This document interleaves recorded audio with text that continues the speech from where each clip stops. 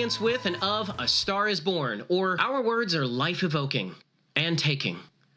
A supernova, burning bright, fills the screen, blurred by booming fans, glaring lights, crunchy guitar riffs, and soggy booze-filled pours. Meanwhile, a protostar longs, alone in the mirror, lost in a chess-checkered bathroom floor, crystal in mind and clear in disappointment.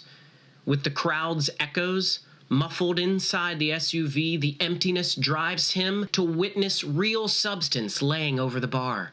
They meet, they spark, they adore. Along the way, she drives, alert in traffic at high speeds as he, knotted in pain, slides down the mountain, her hands on the wheel and his in the sky.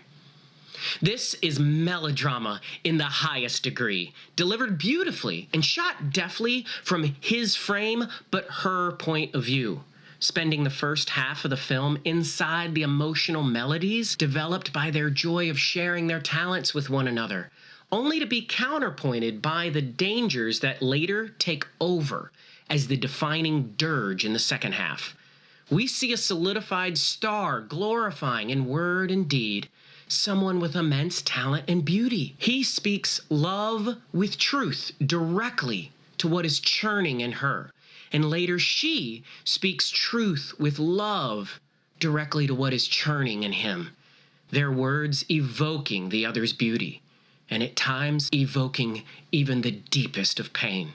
As I cathartically reveled in the performances, both on and off all of the stages, I also waited for the other shoe to drop, or hat to be placed down. Be one familiar with the storyline or not, it was coming. So I stepped back and asked, why? Even though it's now been told 4 deliberate times over, did this familiar story still hit so freshly deep with honesty, realness, playfulness, and sadness? Well, under the script, inside the performances, editing, songwriting, it seems to shine the light on the fact that we are built to give and receive gift, glory.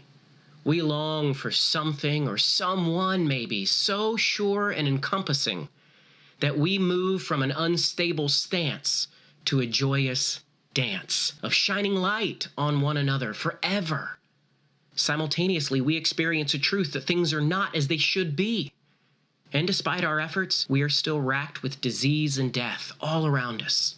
To the film's execution of all of this, Bradley Cooper, Lady Gaga deliver incredible and on-point performances. By the way, Cooper sounding like legend Sam Elliott with dialogue later to this exact point becomes even more meta to me than what people want to point to with Gaga's role. Also, her access to the wonder of sharing her voice for the first time in front of the crowd was as riveting and inspirational as Cooper's access to the disease was heavy and devastating. Not to mention, as laid out in the story and my reference to the power of words, those given by the manager to Jackson were that not too subtle nail.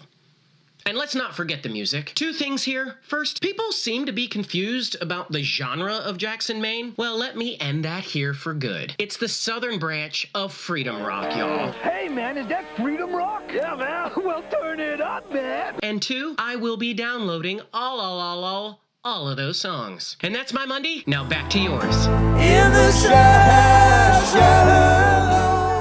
Wow, that's beautiful. Let's go back to the top.